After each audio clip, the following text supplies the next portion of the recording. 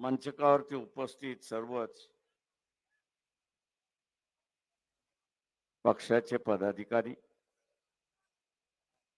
आणि ज्यांनी ही पूर्ण यात्रा आरक्षण बचाव यात्रा याचं संकल्पना नियोजन आणि अंमल करणं ते असणारे रमेश बारसकर आणि नांदेडचे असणारे उमेदवार या दोघांचं असणारं मी या ठिकाणी अभिनंदन करतो, धन्यवाद मानतो की त्यांनी असणारी ही यात्रा सफल केली.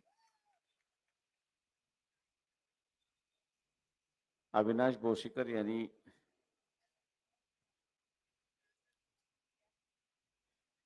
आणि रमेश बारसकर यांनी असणारं जिल्ह्यामध्ये जाऊन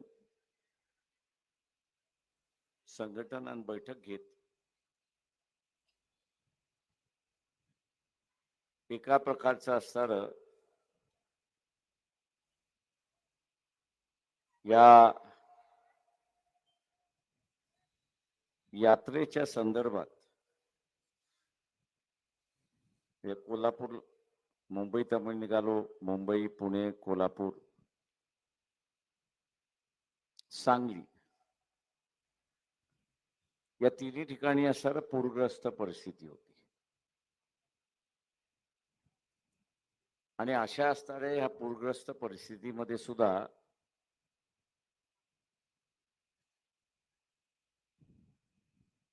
ओबीसीचे असणारे कार्यकर्ते पक्षाचे असणारे कार्यकर्ते हे मोठ्या संख्येने जमत होते. ज्यांना ज्यांना येणं शक्य होतं ते सगळेच त्या ठिकाणी येत होते आणि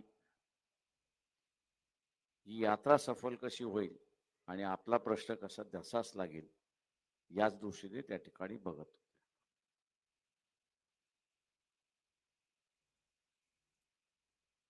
आरक्षण हा असणारा एक सामाजिक प्रश्न आहे. त्याला राजकीय वळण लागता कामा नये हे आम्ही असताना अगोदरपासून त्या ठिकाणी प्रयत्न करतो आणि म्हणून ही जेव्हा यात्रा संकल्पित केली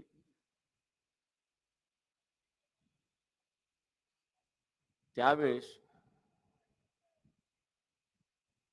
ही पक्ष म्हणून राहील असं नाही तर ती सामाजिक म्हणून राहिली पाहिजे आणि या दृष्टीने आम्ही असणारं जे जे या आरक्षणामधले स्टेक होल्डर्स आहेत, मग ती छगन भुजबळ असतील, त्याच्यानंतर वेगवेगळ्या पक्षाचे असणारे पदाधिकारी असतील, शरद पवार आहेत, काँग्रेसमधले असणारे आहेत,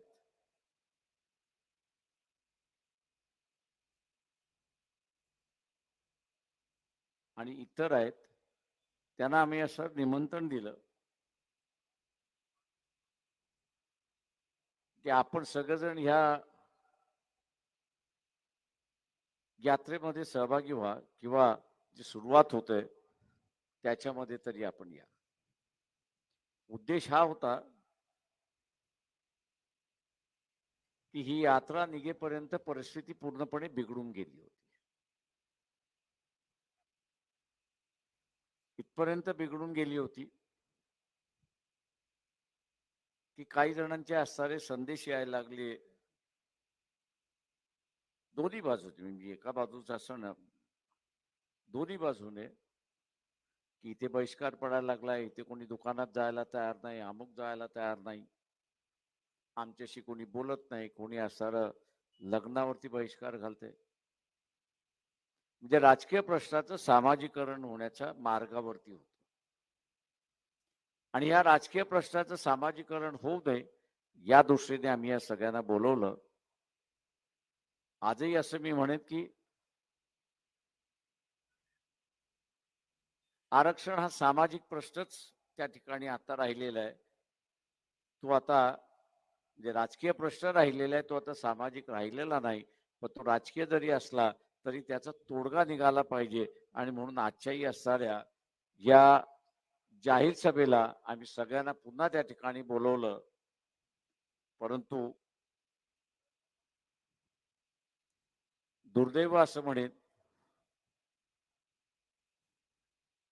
की राजकीय भूमिका कोणी घ्यायला तयार नाही. जरांगे पाटील यांची जी मागणी आहे की मराठा समाजाला ओबीसीतून आरक्षण द्या, ही त्यांची मागणी आहे, पहिली मागणी. आणि दुसरी मागणी ही आहे की सगळे सोयरे यांनाही त्या ठिकाणी आरक्षण मिळालं पाहिजे. या ज्या दोन मागण्या आहेत, या दोन मागण्याच्या संदर्भात मी असा मानतो की राजकीय पक्षाने भूमिका घेतली असती तर कदाचित जे महाराष्ट्रामध्ये झालं ते झालं नसतं. राजकीय पक्षाने न भूमिका घेतल्यामुळे समाजानेच भूमिका घेतल्या. ओबीसी समूह जो होता तो म्हटला आमचा असणाऱ्या जरांगे पाटलाच्या मागणीला विरोध आहे आणि आम्ही विरोध करत राहू. आणि त्या निमित्ताने असणारा कार्यक्रम सुरुवात झाली. जिल्ह्यात सुरुवात झाली, तालुक्यात सुरुवात झाली, गावात सुरुवात झाल्या, वेगवेगळ्या समाजाच्या बैठका त्या ठिकाणी सुरुवात झाल्या. आणि दुसऱ्या बाजूला जरांगे पाटील यांच्या असणाऱ्या नेतृत्वाखाली एक प्रचंड मोठं आंदोलन उभं राहत राहिलं की ज्याच्यातून माझ्या अगोदरच्या असणाऱ्या अनेक वक्त्यांनी की दहशत कसं निर्माण केलं जातं अशी असणारी परिस्थिती. आणि परिस्थिती का निर्माण झाली तर राजकीय पक्षाने भूमिका घेतल्या नाही म्हणून. कदाचित राजकीय पक्षाने भूमिका घेतल्या असत्या तर या पक्षाची बरोबर आहे, त्या पक्षाची चूक आहे, याच्यावरतीच असणारी ती चर्चा खेळत राहिली असती. ती गावागावामध्ये ही फूट पडली नसती असं मी त्या ठिकाणी मानतो. पश्चिम महाराष्ट्रामध्ये सुद्धा ती फूट आम्हाला दिसते, नाही असं नाही. तिची सगळ्यात तीव्रता जी आहे ती मराठवाड्यामध्ये आहे आणि मराठवाड्याच्या लागून जे जिल्हे आहेत त्याच्यामध्ये आहे. ती इतर जिल्ह्यांमध्ये नाही असं म्हणता येत नाही. तीव्रता कमी असेल पण फूट निश्चित आहे अशी असणारी परिस्थिती.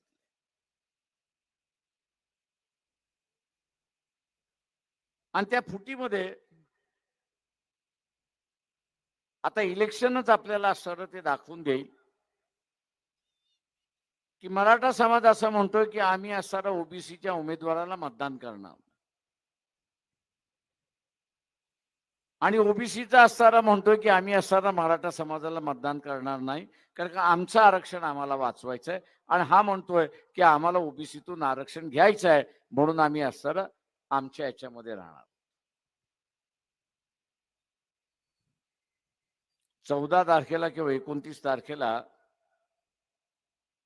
जरांगे पाटील यांची असणारी भूमिका बाहेर पडेल असं आपण की इलेक्शन लढणार की न लढणार. त्यांनी इलेक्शन लढलं तर राजकीय धार अजून येईल असं मी त्या ठिकाणी मानतोय. राजकीय धार अजून येईल असं मी त्या ठिकाणी मानतो. आणि त्यावेळेसही दक्षता घ्यावी लागेल की ही राजकीय धार सामाजिक परिवर्तन होत नाही आणि समाजामध्ये द्वेष होत नाही याची असणारी दक्षता घेतली. आम्ही ही ज्यावेळेस यात्रा काढली त्यावेळेस बरीच नावं बोटं ठेवायला सुरुवात झाली होती. नवीन नाही, मी गेले 40 वर्ष बघत आलेलो आहे की स्वतःला काही सुचत नाही म्हणून दुसऱ्यावरती टीका करायला सुरुवात आहे. आणि त्याच्यामधले आंबेडकरी चळवळीतले बांडगुळ जी आहेत ती पहिल्यांदा असतात हे आपण लक्षात घ्या. कारण का हे बांडगुळ जे आहेत हे पाकिटचे बांडगुळे आहेत.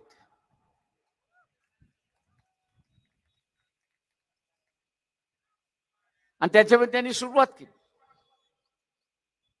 पण आज मी खात्रीला एक सांगू शकतो की जरांगे पाटील यांनी जरी म्हटलं मी इलेक्शन लढतो तरी हे राजकीयच भांडण राहील, सामाजिक भांडण होणार नाही. आणि सामाजिक भांडण झालं नाही तर या ठिकाणी शांतता इथं कायम राहील, हे आपण असणारं लक्षात. जे छगन भुजबळांनी म्हटलं होतं, शरद पवारांना भेटल्यानंतर की 77ची ज्यांनी आठवण करून दिली, माझ्या वयाचे जे आहेत त्यांना असणारं 77 माहिती असेल, किंवा ज्या कुटुंबांनी 77 भोगलेला आहे त्याला ते माहित असेल, ज्यांच्या घरातला माणूस गेला त्यांना असणारं 77 माहित असेल, ज्यांची घरं जाळण्यात आली त्यांना असणारं 77 माहित असेल, जे बेघर झाले त्यांना असणारं 77 माहित असेल, पण नव्या पिढीला 77 माहित.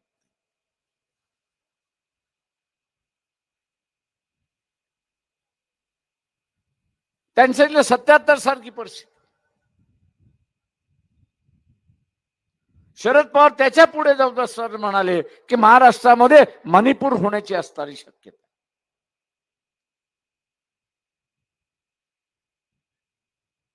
मणिपूर होण्याची असणारी शक्यता. आता एक मोठं चॅलेंज होतं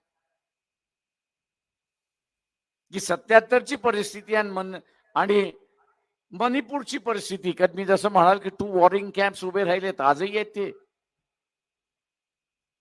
एका बाजूला मराठा समाज आहे आणि दुसऱ्या बाजूला असणारं ओबीसी आहे.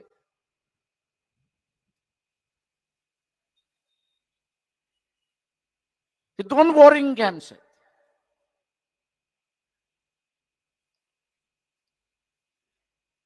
आजही काम आजही त्याच्या ते विधानसभेच्या निवडणुकीपर्यंत कायम राहील असं मी मानतोय. त्याची तीव्रता किती राहिली आता मला सांगता येणार.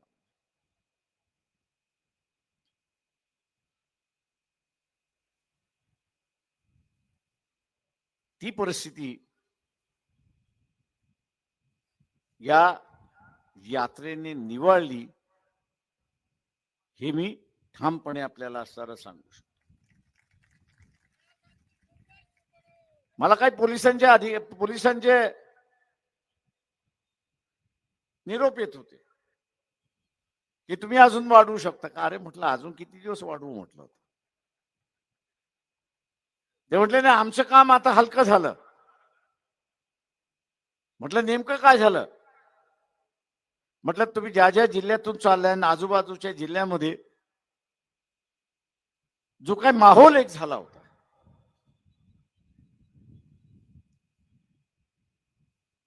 एकमेकाकडे न बघण्याचा जो माहोल झाला होता,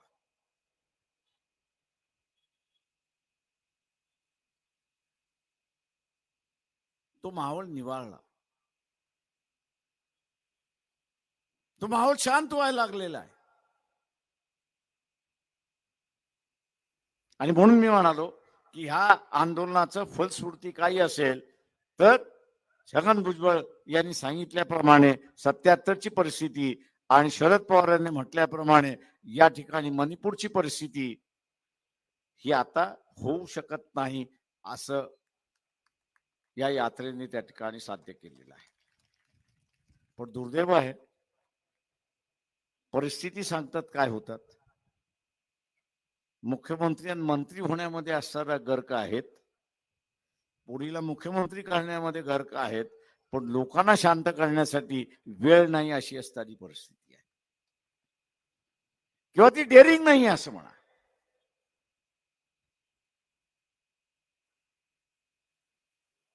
ती डेअरिंग नाही असं म्हणा.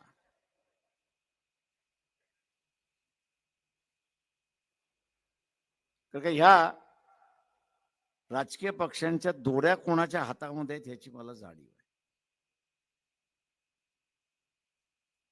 या राजकीय पक्षांच्या दोऱ्या कोणाच्या हातामध्ये आहेत ह्याची मला जाणीव आहे. त्यांनी म्हटलं बोला ते हे बोलतात, त्यांनी म्हटलं गप बसा ते हे बसतात.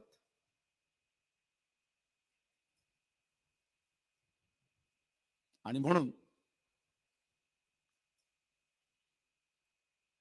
जे आम्हाला या सगळ्या ह्याच्यामध्ये सांगत होते की तुम्ही काय साध्य करणार, त्यांना आज आम्ही असं उत्तर देतोय की महाराष्ट्राची शांतता ही या यात्रेने साध्य केली, हे असं आम्ही ठामपणे आज सांगतो.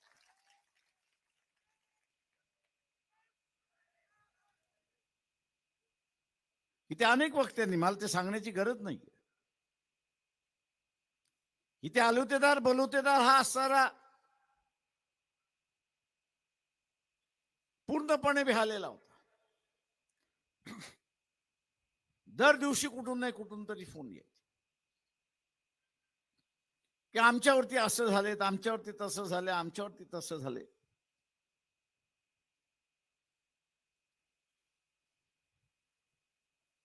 काही जणांनी असं आपल्याला या ठिकाणी कशा प्रकारचं दडपशाही आहे ते आपल्याला या ठिकाणी सांगितलं.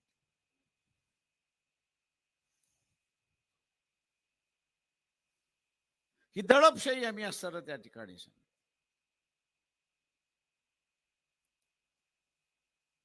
आज यात्रेने काही साधलं असेल तर ती दडपशाही संपली, ती दडपशाही संपली आणि आता तो शाश्वत वाटतोय की आपल्याला आता कोण नाही कोणतरी मदत करू शकतं आणि वंचित बहुजन आघाडी आपल्या पाठीमागे उभी आहे.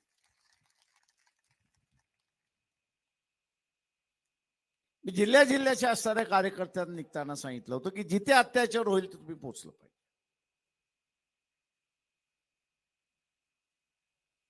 मी या सगळ्या कार्यकर्ते जे गेले होते त्याचे असणारा जाहीर आभार मानतो की त्यांनी जाऊन लोकांना मदत केली आणि त्याला असणारा दिलासा दिला.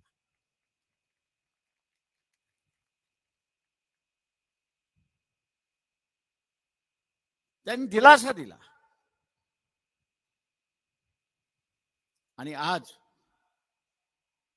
ज्या काही अत्याचाराच्या असणाऱ्या घटना होत्या किंवा घालून पाडून बोलण्याच्या असणाऱ्या ज्या घटना होत्या त्या कमी झाल्यात किंवा ते होत नाही तशी असणारी परिस्थिती आहे.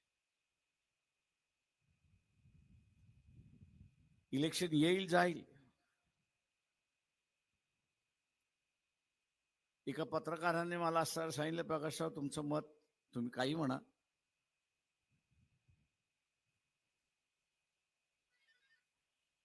पण ते म्हटलं तुमची अर्धी बोट जळली आहे. मी म्हटलं कसं काय?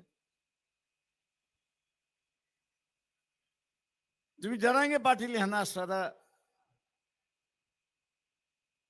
पाठिंबा देत नाही. म्हटलं मी त्यावेळेस त्यांना भेटलो, त्यावेळेस माझा पाठिंबा नव्हता त्यांच्या मागणीला आणि आजही नाही.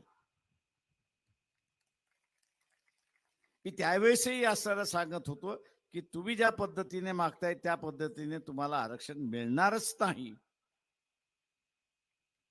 आणि खाजगीमध्ये असताना सांगितलं होतं की हा प्रश्न मंडल कमिशनच्या वेळेस आला होता, परंतु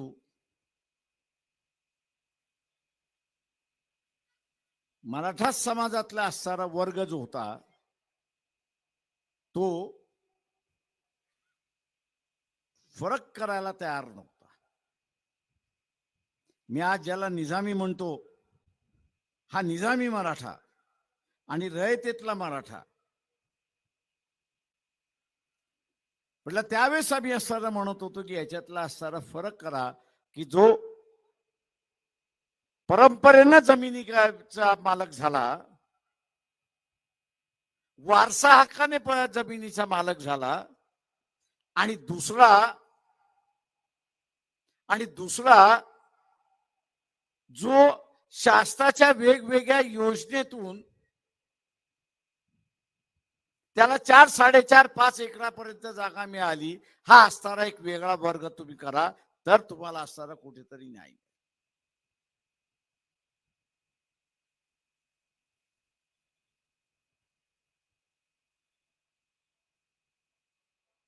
आणि हा वर्ग फार मोठा आहे. म्हटलं हा फरक जोपर्यंत तुम्ही करत नाही की वारसा हक्काने आलेल्या जमिनीचा मराठा वर्ग आणि कसेल त्याच्या कायद्यातून आलेल्या जमिनीचा हक्क, अतिक्रमण केलेल्या जमिनीचा हक्क 42च्या युद्धामध्ये ब्रिटिशांनी ग्रो मोर फूड म्हणजे अन्नधान्य अधिक पिकवा याच्या खाली वाटलेली जमीन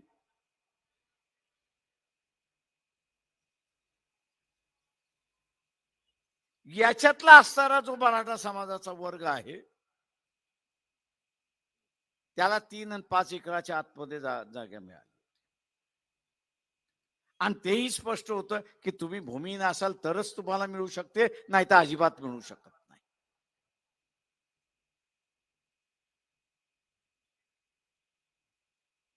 पण दुर्दैवाने जे काही कमिशन्स आली त्यांनी हा मुद्दा कधीच लक्षात घेतला नाही आणि म्हणून तो प्रश्न तसाच लोंबकळत राहिला अशी असणारी परिस्थिती आहे. आज मी असताना मानतोय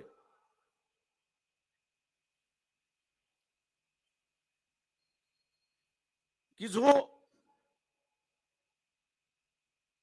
गरीब मराठा आहे हा ईर्षेला पेटलेला आहे. कुटुंब माझी गरिबी गेली पाहिजे. आता असताना तलाठी बघा, ग्रामसेवक बघा, जे समोरासमोर दिसतात लोकांना ओबीसीच्या वर्गातून आलेले आहेत. आरक्षणामुळे आलेले आहेत आणि म्हणून त्याला असं वाटतं की तो तलाठी झाला, तो ग्रामसेवक झाला, मला आरक्षण मिळालं तर मी सुद्धा ग्रामसेवक होईन आणि मी सुद्धा तलाठी होईन आणि माझी परिस्थिती चांगली करून घे. ज्याला इंग्रजीमध्ये डेमॉन्स्ट्रेटिव्ह इफेक्ट आपण म्हणतो तो त्याच्या डोळ्यासमोर आहे.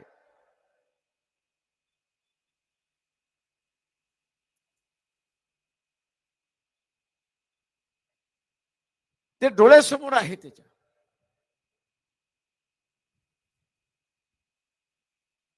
90 सालापर्यंत किंवा 90 सालापर्यंत असणारा ओबीसीचा एकही डॉक्टर नव्हता, इंजिनियर नव्हता, पतसंस्था नव्हत्या किंवा काही नव्हत्या. आता तालुक्याच्या ठिकाणी असणारे ओबीसीचे हॉस्पिटल उभे राहिलेले आहेत.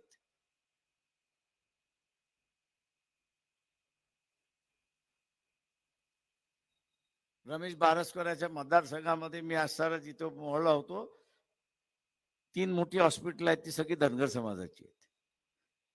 ती डोळ्यासमोर येतात. आता हे डॉक्टर झाले, डॉक्टर झाल्यामुळे कर्ज काढलं, हॉस्पिटल उभं केलं. हा जो डेमॉन्स्ट्रेटिव्ह इफेक्ट आहे तो इथला असणारा बोलतोय असं मी त्या ठिकाणी मानतो.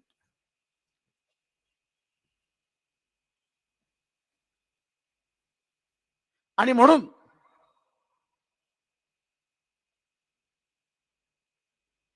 हे राजकीय भांडण राहणार.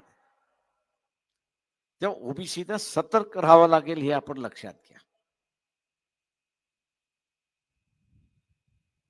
हे मला मान्य आहे की असणारा ओबीसी हा असणारा धार्मिक आहे म्हणतो भारतीय जनता पक्षाचा मतदार आहे.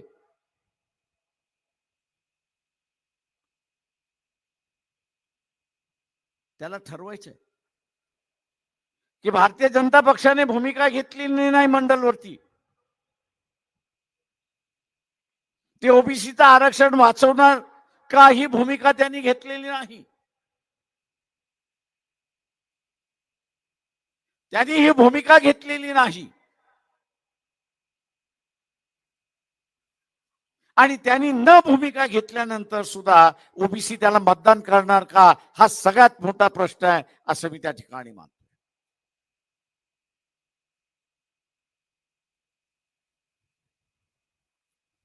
या इलेक्शन मध्ये ओबीसीनं ठरवावं लागणार आरक्षण पाहिजे की नको.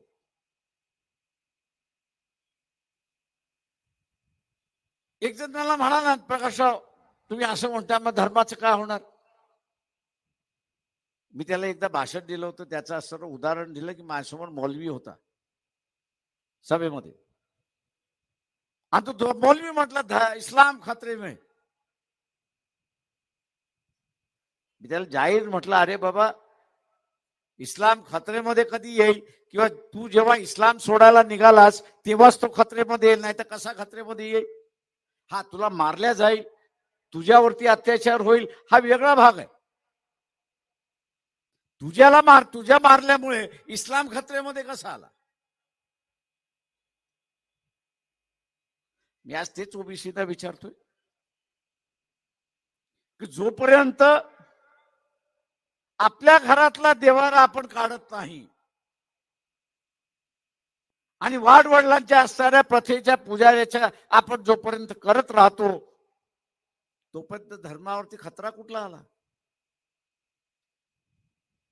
हे जे सांगणारे आहेत ना धर्मावरती खतरा आलेला आहे, ते धर्मावरती खतरा आलेला नाही, तुमच्या आरक्षणावरती खतरा आला, एवढं लक्षात घ्या.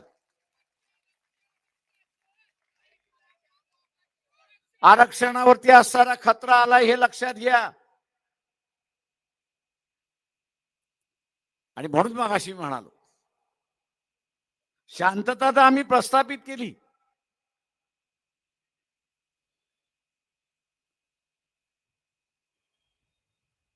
परिस्थिती निवळली. आता इथे ओबीसीला ठरवायचंय की आरक्षण पाहिजे की नको. मी मुद्दा म्हणून राजकीय आरक्षण गेलं, मी हस्तक्षेप केला नाही. तो केला असता तर त्याच वेळेस मी थांबवला असता. पण जे आरक्षण 90 साली आमच्या बरोबर, 80 साली 90 साली लढत होते, 80 साली आणि 90 साली जे लढत होते ते म्हटले, प्रकाशराव आपण आता ह्यांना चमच्याने भरवायचं नाही. आता हे लेकरू राहिलेलं नाही. जोपर्यंत जाणीव नव्हती तोपर्यंत आम्ही असणाऱ्या त्या ठिकाणी भरवत होतो.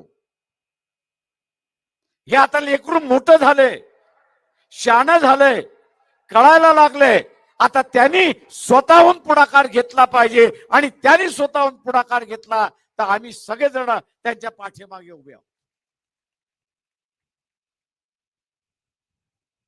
आम्ही सगळेजण त्यांच्या पाठीमागे असणारे उभे आहोत.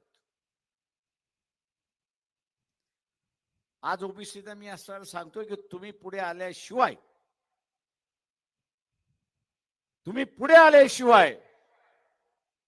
आता हे आरक्षण वाचू शकणार नाही. आणि म्हणून तुम्हाला ठरवावं लागणार आहे, की या निवडणुकीमध्ये, या विधानसभेच्या निवडणुकीमध्ये आरक्षण वाचवायचं की नाही वाचवायचं. जो पक्ष, राजकीय पक्ष आम्ही ओबीसीचं आरक्षण वाचवणार,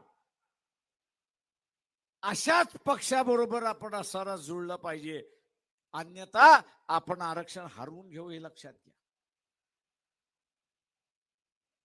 आपण आरक्षण लक्षात घेऊ त्या ठिकाणी. आणि म्हणून हे तुम्हाला असणारा ठरवावं लागणार आहे ह्या इलेक्शन मध्ये. पुढच्या इलेक्शन मध्ये काय करायचं ते आपण असणारा करा, पण या इलेक्शन मध्ये नाही. या इलेक्शन मध्ये ज्याला कुर्बानीचा बकरा मी असं म्हणतो, ते आरक्षण आहे हे आपण असणारा लक्षात घ्या. आणि ह्या आरक्षणाचं कुर्बान होऊ द्यायचं का हे तुम्हाला असणारा ठरवायचं आहे. आणि एकदा कुर्बान झालं की पुन्हा तुम्हाला मिळणार नाही याची लक्षात घ्या. पुन्हा कोणी लढायला या ठिकाणी येणार नाही, पुन्हा व्हीपी सिंग जन्माला येणार नाही, आणि पुन्हा इथे असणारा लढणारा वर्ग हा पुन्हा येणार नाही हे लक्षात घ्या. लढायचं जे आहे ते मताने फक्त लढायचं, शरीराने लढायचं नाहीये, डोक्याने लढायचं आहे, मताच्या स्वरूपामध्ये लढायचं. आणि यावेळेसचं मत ओबीसीने ठरवलं पाहिजे की जो पक्ष आरक्षण वाचवणार, शाब्दिक नाही तर प्रत्यक्षात जो वाचवायला येणार आहे त्यालाच तुम्ही असणारं मतदान दिलं पाहिजे. आणि त्याला तुम्ही असणारं मतदान दिलं, त्याला तुम्ही असणारं मतदान दिलं तरच तो तुमच्या बरोबर आहे, नाही तो तुमच्या विरोधात आहे. हे लक्षात इथे जाहीर झाले, घोषणा झाल्यात की आम्ही असणाऱ्या 225 समाजाचे आमदार आणणार आहोत. आम्ही आमदार आणणार आहोत. आता हे 225 कोण येणार आहेत? झालेल्या लोकसभेचं उदाहरण आपल्याकडे आहे. एकही ओबीसीचा उमेदवारी दिली नाही आणि उमेदवारी दिली नाही म्हणून एकही खासदार निवडून आला नाही. एकही खासदार निवडून आला नाही. उद्याची तीच परिस्थिती झाली, विधानसभेमध्ये तीच परिस्थिती झाली तर तुम्ही करणार काय? भारतीय जनता पक्षाला मतदान दिलं आणि त्यांनी उमेदवारी दिली नाही तर तुमचं आरक्षण वाचणार आहे? आरक्षणाची लढाई ही रस्त्यावरती लढल्या जाणार नाही, तर आरक्षणाची लढाई ही विधानसभेमध्ये लढल्या जाणार आहे. इलेक्शन होण्याच्या अगोदर ओबीसीच्या आरक्षणाला कुठलाच धोका नाही, पण विधानसभेच्या निवडणुका झाल्या आणि 100 खासदार 100 आमदार ओबीसीचे आले नाही तर निश्चितपणे खतरा झाला म्हणून असताना समजा. खतरा झाला म्हणून समजा. ज्या पद्धतीने राजकीय आरक्षण, स्थानिक स्वराज्य संस्थांमधलं आरक्षण कोर्टाच्या माध्यमातून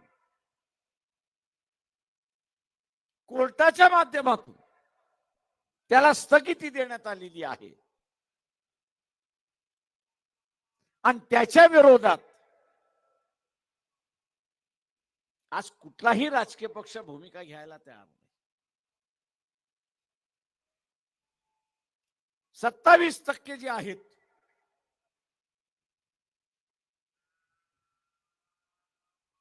हे काय हवेतून आलेले आकडे नाही. 27% ते 27% का याची असणारी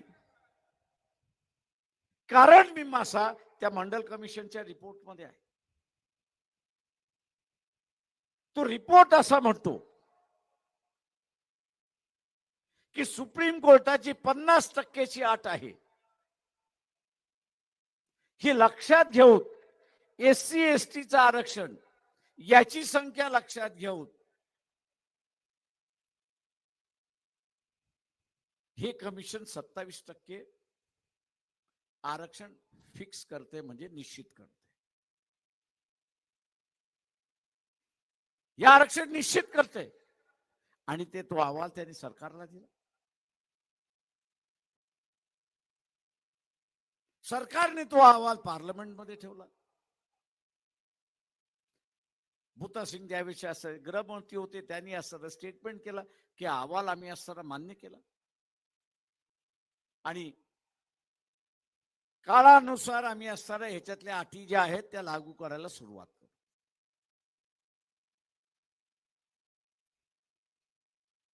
माझा सांगण्याचा मुद्दा हा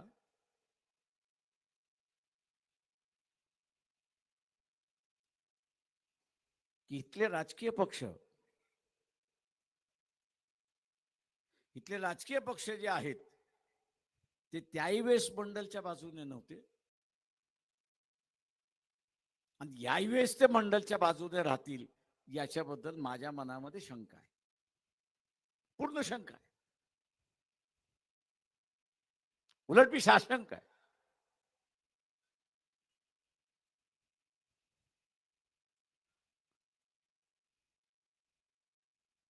आज ओबीसीने ठरवायचं आहे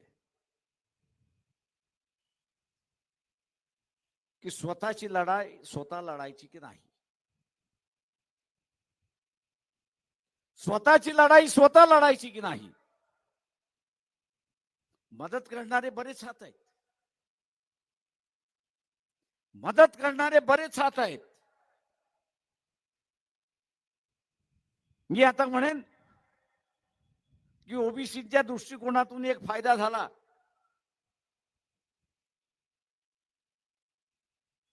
एका IITची विद्यार्थिनी आहे, तिचा मध्यंतरी फोन आला.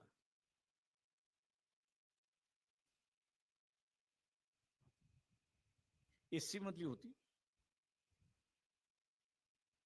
सुप्रीम कोर्टाचा निकाल आल्यानंतर तिने म्हटलं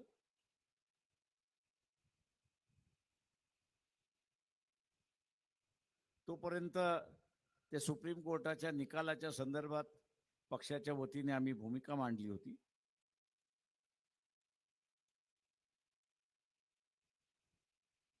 आणि ती असं म्हणत होती की आपण भूमिका घेतली आणि कोर्टाच्या निकालाचा निषेध केला, त्याबद्दल मी अभिनंदन. पण तिने एक मला असताना विचारलं की आपले जे विचारवंत आहेत ते का नाही टीका करत. ते फक्त इलेक्शनच्या वेळेस कसं काय बाहेर पडतात आणि इतर वेळेस असताना गुप गिळून बसतात. म्हटलं तू IIT करतेस, डिग्री करून घे. डिग्री करून झालं की मी तिला सांगितलं की तुला नोकरी लागली की त्याच्यातले 90% तू घे, 10% म्हटलं बाजूला काढून ठेवत जा, त्याचं वेगवेगळं पाकिट करत जा आणि ते म्हटलं त्या विद्वानांना देत जा, तुला जे विद्वान वाटतात त्यांना, आणि ते बोलत राहतील, अशी असणारी परिस्थिती.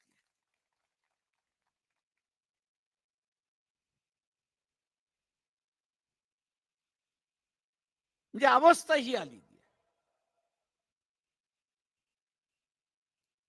कदाचित हा निकाल नसता तो ओबीसी एकटे या ठिकाणी पडले असते. आणि म्हणून माझं आव्हान आहे आपल्या सगळ्यांना या ठिकाणी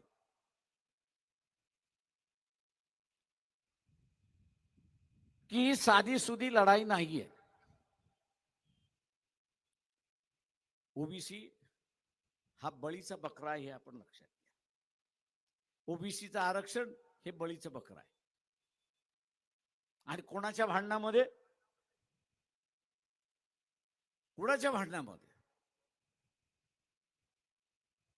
मराठ्याच्या भांडणामध्ये तुम्ही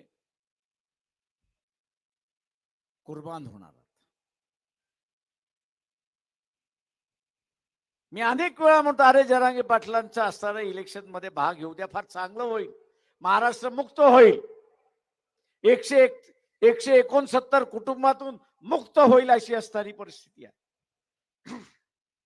महाराष्ट्राची सत्ता ही असणारी 169 कुटुंबामध्ये आहेत. पत्रकार माझे मित्र बसलेले आहेत, जुने जाणते बसलेले आहेत, त्यांना असणारं आवाहन करतोय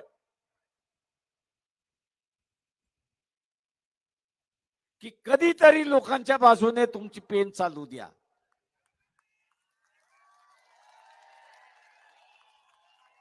हे 31 खासदार निवडून आलेले जे आहेत, हे 31 खासदार निवडून जे आलेले आहेत, ते एकमेकांचे नातेवाईक आहेत की नाही, एवढंच फक्त असताना सांगा.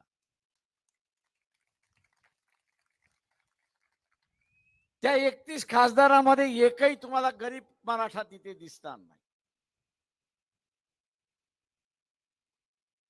या 31 खासदारामध्ये तुम्हाला कोणीही शासनाच्या वेगवेगळ्या योजनेमध्ये जमिनीचा मालक झालाय हे तुम्हाला दिसणार नाही, तर तो परंपरेने जमिनीचा मालक झालेला आहे, अशी असणारी परिस्थिती आहे.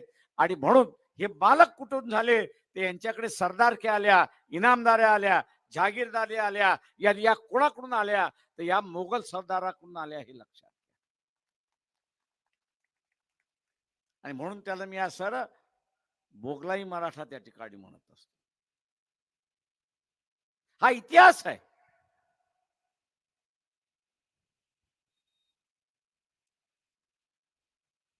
मराठ्यांना राजकारण काय करायचं असेल ते त्यांना करू द्या. ओबीसीना माझं असणारं आव्हान आहे की आपण ठरवलं पाहिजे की आम्ही बळीचा बकरा होणार नाही. त्यांच्या राजकारणामध्ये आम्ही असणारा बळीचा बकरा होणार नाही. आम्ही आमचं असणारं राज्य निर्माण करू, ही भाषा आपण आता बोलायला सुरुवात केली. आणि ते करायचं असेल तर 100 किमान आमदार ओबीसीचे या ठिकाणी आले पाहिजे. सत्ताधारी व्हायचं असेल किंवा आरक्षण वाचवायचं असेल तर 100 आमदार हे आपण ओबीसीचे केलेच पाहिजे. हा चंग आपण मानला पाहिजे. एक लक्षात घ्या की तुम्ही हा चंग बांधला, त्यांनी चंग बांधलेला आहे की तुमचं ओबीसीचं आरक्षण हे खुंटीला बांधून त्या ठिकाणी टाकायचं.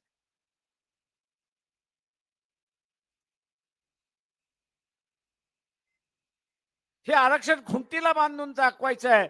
कारण का ना राई बास ना राई बासरी. आज सूर कोण काढतंय? आज सूर कोण काढतंय?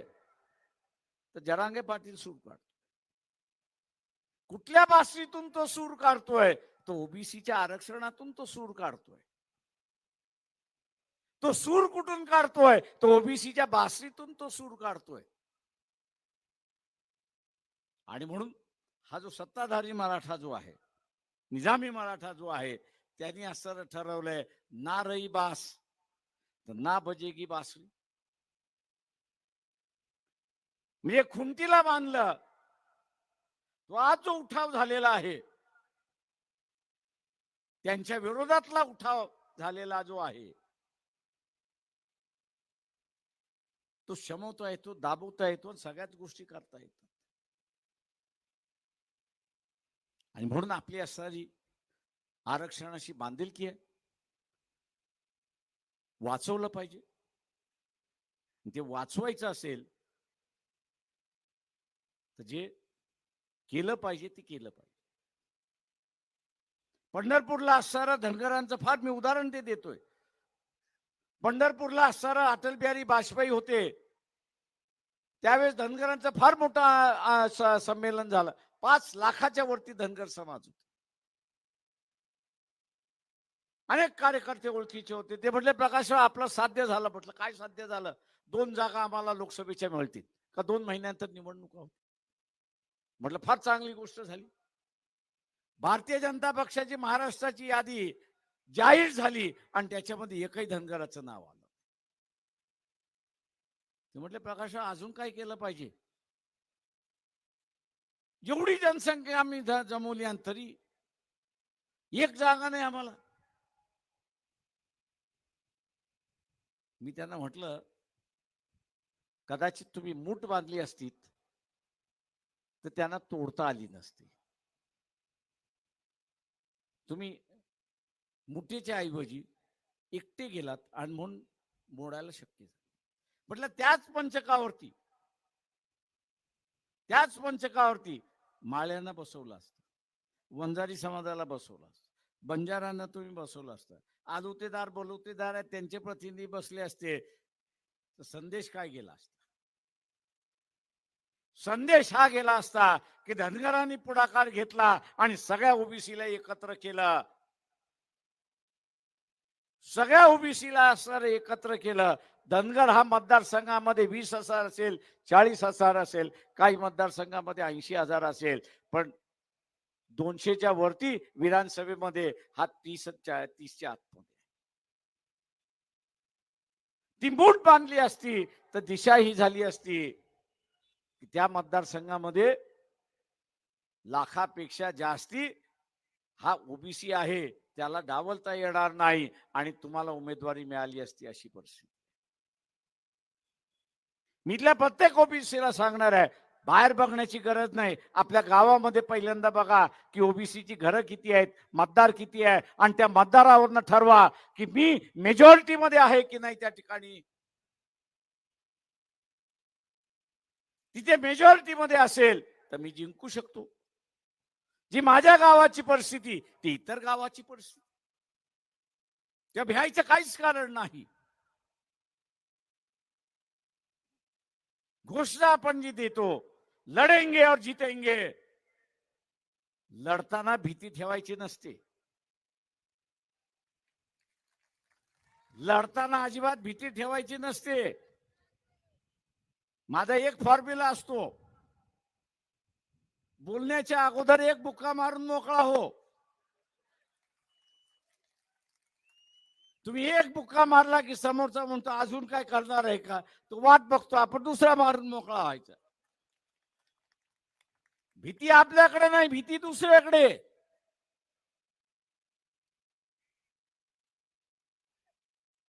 त्याच्यामुळे ऍक्शन मोड मध्ये आपण आलं पाहिजे. आणि ऍक्शन मोड मध्ये येऊन आपण सांगितलं पाहिजे की कुठल्याही परिस्थितीमध्ये आम्ही असताना 100 ओबीसीचे आमदार काय आणल्याशिवाय राहणार नाही.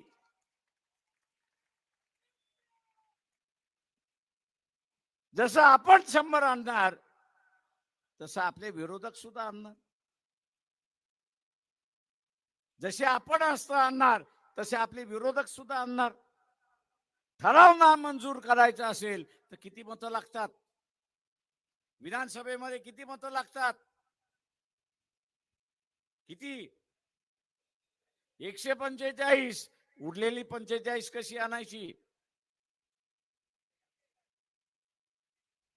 एससी एसटी आहे. आता हे एससी एसटी आणायचे असतील तर काय केलं पाहिजे? एससी एसटी याला ओबीसीच्या आरक्षणाचा काही संबंध नाही, घेणं देणं नाही का? त्याचं आरक्षण वेगळं आहे. आपल्याला 145 हा आकडा गाठायचा असेल, बहुमताकडे आपल्याकडे जायचं असेल, तर हे एससी एसटीचे जे मतदार आहेत ते ओबीसीने बघितले पाहिजेत की त्यांच्याच मतावरती निवडून येतील, ओबीसींच्याच मतावरती निवडून येतील, ही त्यांनी खुणगाठ त्या ठिकाणी बांधली पाहिजे. ते ओबीसीच्या मतावरती निवडून आले आणि वंचित बहुजन आघाडीच्या पक्षाच्या नावाने निवडून आले तर ते ओबीसी बरोबर मतदान करतील. पण उद्या समजा ते मराठा समाजाच्या मतदानावरती आले, ते म्हणतील आम्ही आरक्षणवादी आहोत, पण त्यांनी निवडून आले म्हणून त्यांच्या बाजूने मतदान करतील. नुकसान कोणाचं झालं? किंवा ही एक मोठी लढाई, ही साधी सुधी लढाई नाही, एक मोठी लढाई. जेवढे येतील त्यांच्याबरोबर आम्ही असणारे घेणार, जे राजकीय पक्ष येतील त्यांच्या बरोबर घेणार. येताना एक चांगलं मी असणारा बघितलंय की जिल्ह्यामध्ये वेगवेगळ्या ओबीसी संघटना ज्या आहेत त्यांनी आपलं असणारं एक फेडरेशन केलेलं आहे. त्यांनी एक फेडरेशन केलेलं आहे. मी आमच्या पक्षाच्या जिल्ह्याच्या अध्यक्षांना असताना अगोदरच सांगितलेलं आहे की या फेडरेशन जिल्ह्याच्या ओबीसीच्या फेडरेशन बरोबर बसा, ओबीसीच्या फेडरेशन बरोबर बसा, उमेदवाराची चर्चा करा आणि 100 आपल्या जिल्ह्यातले 7 असतील तर किमान 5 कसे आणता येतील याचा आराखडा आपण असताना त्या ठिकाणी तयार करा. याचा आराखडा आपण असताना तयार करा. आणि ज्या ओबीसीचे फेडरेशन आहेत त्यांना माझं असणारं आव्हान आहे, नुसता उमेदवार दिला की तो निवडून येईल असं नाही. त्याची गावं आहेत, 180 पासून ते 320 पर्यंत गावं येतात त्या मतदारसंघामध्ये. त्या प्रत्येक गावामध्ये ह्या 2 महिन्यामध्ये गेलं पाहिजे.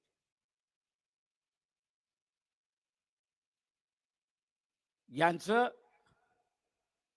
आम्ही यात्रा निघण्याच्या अगोदर नोव्हेंबरमध्ये इलेक्शन घेण्याचा प्लॅन होता, पण आता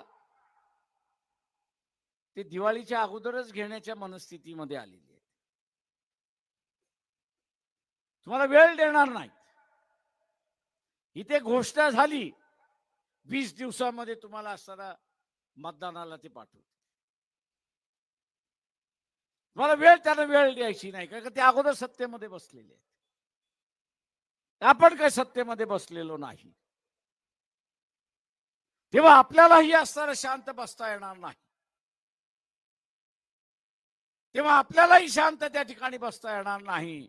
आपल्यालाही तयारी करावी लागेल. जर 100 ओबीसीचे आमदार आणायचे असतील आणि राखीव जागेचे आमदार हे आपल्या बाजूने घ्यायचे असेल तर आपल्याला आतापासूनच कामावं लागेल आणि प्रत्येक गाव हे पिंजून काढावं लागेल. त्या मतदारापर्यंत आपल्याला पोहोचावं लागेल आणि विजय हा खेचून आणावा लागेल. मी अपेक्षा धरतो इथल्या सगळ्या लढाऊ ओबीसी संघटना ज्या आहेत त्यांच्याकडून.